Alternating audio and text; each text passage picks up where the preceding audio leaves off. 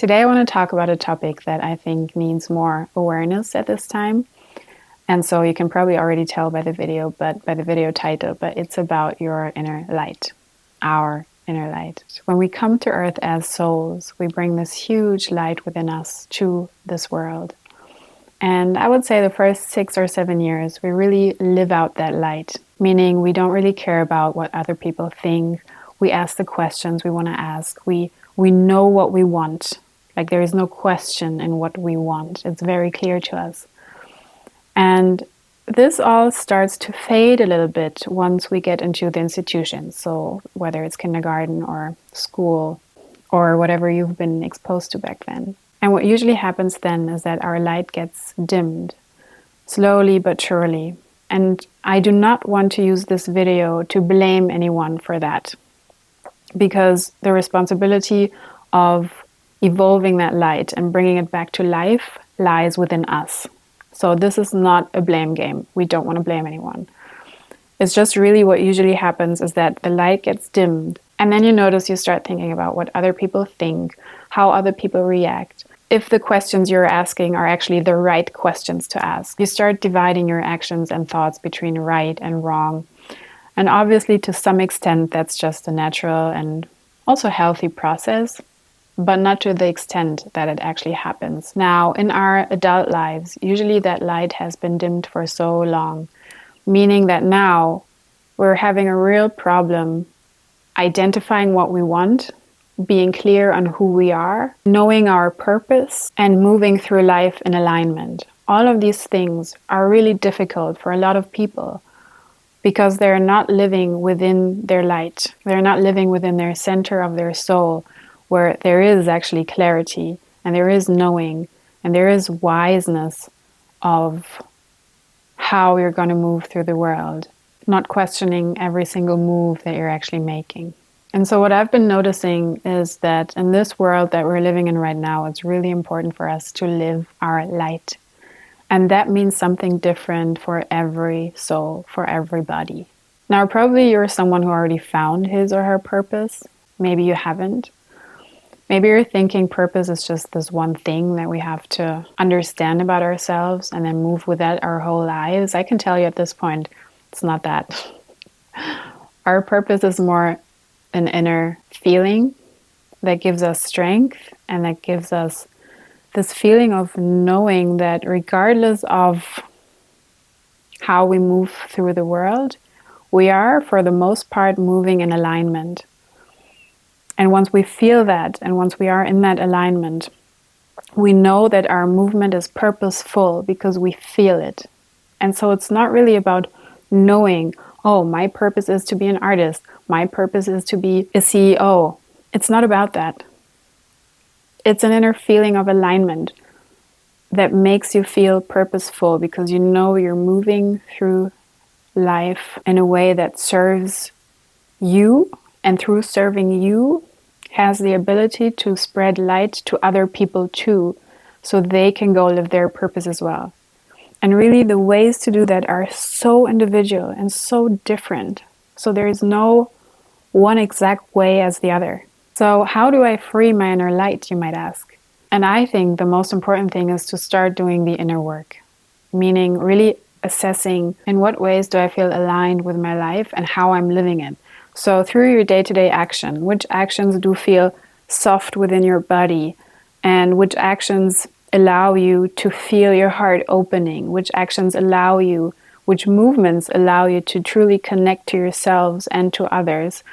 So just look at situations that really have that opening, beautiful, loving, soft energy within them, or situations that enable you to feel them, versus what are the situations in life that cause you to close your heart, to feel tense, to feel stressed, to feel pressured. Really take into account everything in your day-to-day life and just assess how are you feeling in your life. Because basically what's important in connection to your inner light is living mostly out of love, which I know is difficult sometimes and I do struggle with it, but just coming back to the consciousness of love as often as you can.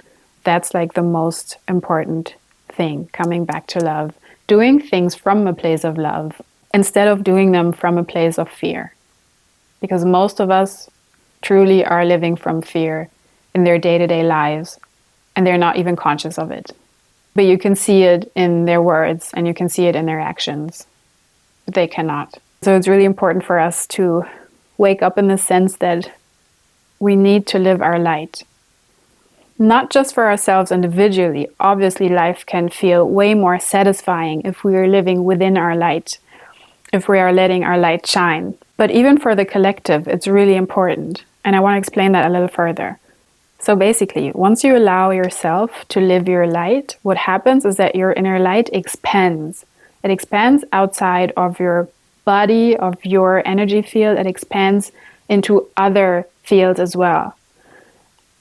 And so it creates kind of a ripple effect. So first, other people might be triggered by your light because they'll be like, oh, that's not the way I knew you. You've changed, da, da, da. But then once they get used to it, and once the trigger evaporates a little bit, is when people are usually able to see what's been missing for them all along. So they can take you as an example with however you live your light. And then they will start to get interested in how they can do the same. It just takes a while.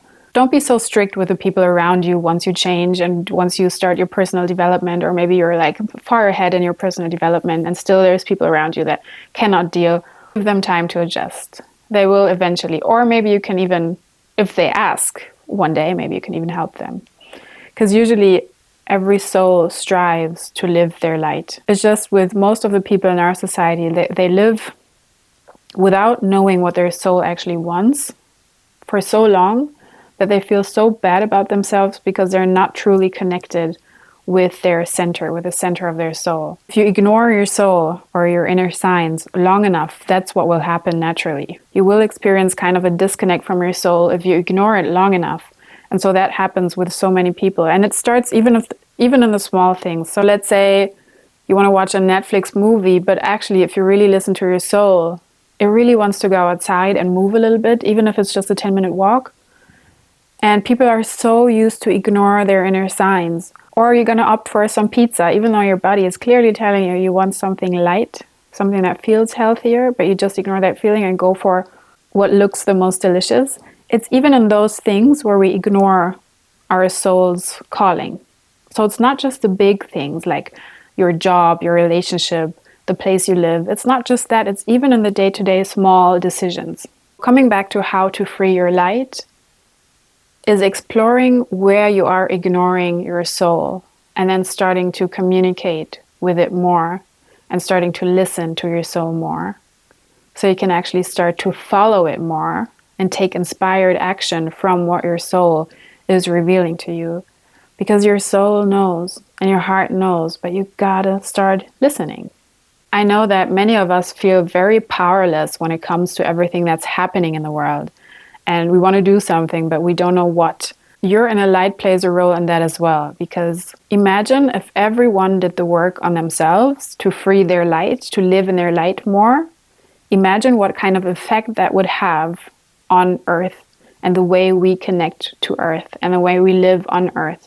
Just for a second, imagine a world where that would be the case. It would be a very different world from how we know it today. So it starts with each and every one of us. Some think it starts with politics and dividing right from wrong and only doing the right things and being the perfect citizen, da da da da da. It's really not about being perfect. It's about freeing your inner light so that you can bring more love to this world. And then once you do that, and that has a ripple effect and more people do it, then one day we'll be able to see more love in the world, in the way that we behave as a society.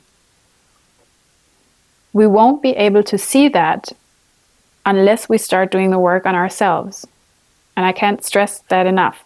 It's the work of each and every one. Now you might think, well, it's not really realistic for everyone to do that. No, obviously not. But the good thing here is light is very much stronger than, let's call it the dark. And so once you live in your light, that has a really powerful effect. And don't underestimate that effect. A really easy thing to get started is every morning, right after waking up, ask yourself, how can I bring light into my day today? What would that be? What can I do? How would that look like? It can be something very simple. It can be something really small. It doesn't matter. Just one thing a day that lights your inner fire, that lights you up, that makes you feel that softness and that love. Don't ignore yourself. Don't ignore your soul. Start freeing your light and start living from that intuition, from your soul's language. I hope you enjoyed today's video. If you have any questions, ask away, and I'll see you in the next video.